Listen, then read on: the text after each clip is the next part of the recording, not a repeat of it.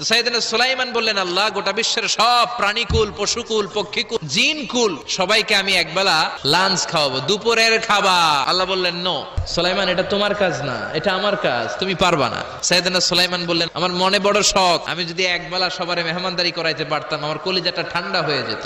আল্লাহ বললেন, ওকে, ট্রাই করে দেখো পারো কিনা। সাইয়েদনা সুলাইমান আলাইহিস সালামের অনুসারী ছিল জিনেরা। জিনের বাদশারে বলল, জিনের বাদশা, যাও সাগরের পাড়ে 40 কিলোমিটার জায়গার মধ্যে খাবারের আয়োজন করো। জিনের বাদশা বিশাল বিশাল ডেগ পাতিল নিয়ে সমস্ত জিনদেরকে নিয়ে রান্না বান্নার কাজ শুরু করলো। 40 কিলোমিটার ব্যাপী জায়গা নিয়ে খাবার তৈরি করা হচ্ছে।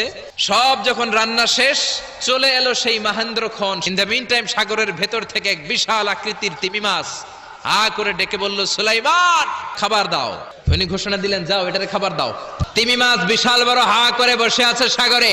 জিনের বাদশা খাবার দিতে লাগলো। 1 কিলোমিটার শেষ, 5 কিলোমিটার